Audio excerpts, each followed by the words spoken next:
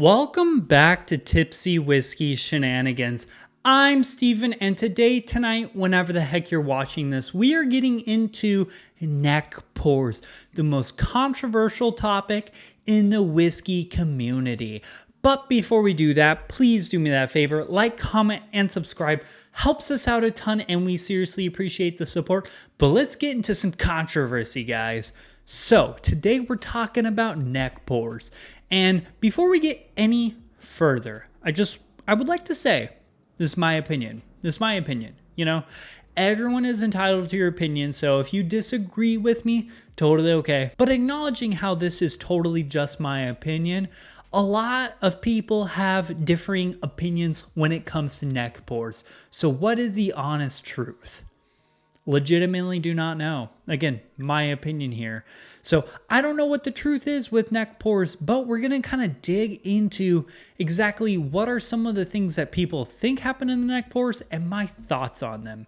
So to start it off with, if you're new to this whole game and you have no idea what I'm talking about with a neck pour, the neck pour is like the first instantaneous drink out of a bottle, or like the neck, like the head space, just that neck, like the first like maybe 2 to 3 drinks out of a bottle. That's kind of the concept. And a lot of the ideas is kind of like it's like oxidation and opening up. It's some people think that, you know, as you drink a bottle, it gets better. It opens up with air. Some people think that that's total garbage and that's, not even possible. Me, I have a completely differing opinion from those two. But let's get into the first one. So the first one, the neck pour. A lot of people think that when you get past the neck pour, the whiskey starts opening up and it gets much better in their opinions. Like I'll see posts all the time on like Instagram and Facebook and all, where it's like, I didn't initially like this bottle, but then once it got past the neck, it was much better. It got much better after the neck pour, things like that. And the reason I call that BS is because, well, I think that's just perspective.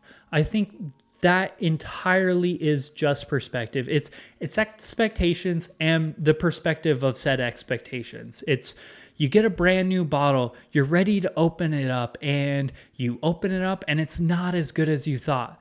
Your expectations were freaking here. They were skyrocketing. You drank it and you're like, it's just okay.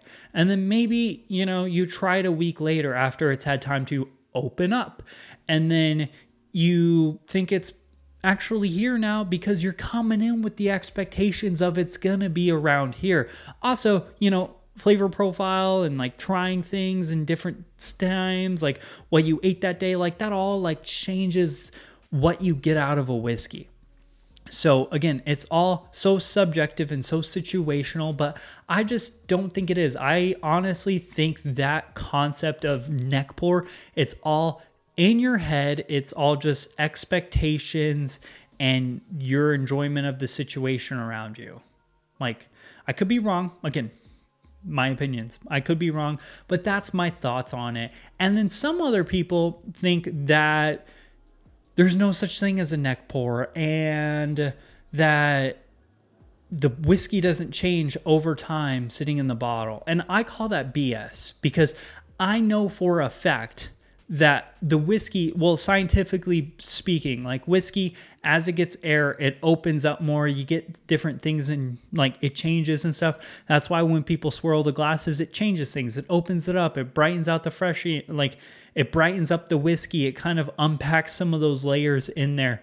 I mean, I'm just a YouTuber who basically sits in an office and talks about whiskey. So like, I don't understand the science behind it, but I've had bottles that are here and then I bought a brand new full bottle and they are completely different. And I've bought 2 bottles at the same time. So I know they were from the same exact case, same exact batch, things of that nature. And I'll have that same thing because sometimes I bunker stuff. So I think that whiskey does change as it touches the air more. So I believe in the concept of the whiskey changing, but I also don't believe that the neck pour is all that hype because I don't think there's enough air inside that whiskey to really change it. And I don't think it's going to change it that much that like swirling it in the glass for a minute or two isn't also going to do. So what are my thoughts on the neck pour outside of the fact that I disagree with probably the two mainstream thoughts? I think it's all bogus. I think it's all bogus, but I don't think it's all bogus because whiskey does, like I've said previously, whiskey does change as it sits in your glass and it spins around. It does oxidize, it changes, it envelops flavor, it loses flavor a little bit. But my honest thoughts are, the second you pull that cork, that is the best that bottle is ever going to taste. And yes, I know sometimes you'll get whiskeys, especially with like cask strength whiskeys, where everything is just tight, it's packed in there, the flavors, they haven't opened up, that's why there's the term open up and people swirl glasses. So yeah, sometimes there is that problem, but that's the most intense that whiskey's going to be, the most full bodied that whiskey will ever be. The second air touches it, in theory, it starts losing flavor. So with the air touching it and it then losing flavor, I think it only just gets worse from there.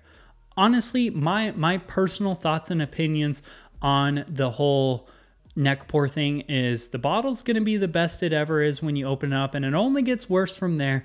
And if it's too tight when you open up, swirl in the glass for like a minute or two. Swirl in the glass, it will open it up past the neck pour, where things are sometimes things are a little tight and compressed and they do need to be opened up. But I don't really believe in the science of a bottle gets better. I think the quality of the whiskey and the intensity of the whiskey only gets worse as it sits in the bottle and gets more air. Take, for example, if you have two bottles, Wild Turkey 101, that's like 10% full, and then one that's 100% full. The one that's 10% full is going to be lighter, a little bit like less flavorful than the like full bottle. It's just, that's the way things work. So I don't understand how that played along like a whole full bottle is going to be any differently. I think it's at 100%, it's at 100%. And as it goes down, it gets less. But those are my opinions. Again, my opinions could be wrong, could be right. Who the heck knows? What I want, because again, this is a super controversial topic, let me know down in the comments below what you thought about my opinion here.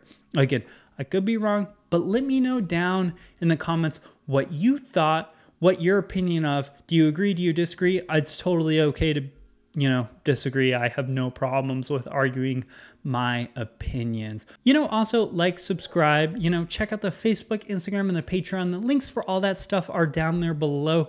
That is a wrap on neck pours. And again, I want to know your opinions. Who disagrees with me? But that's a wrap. Cheers, y'all. We'll see you later.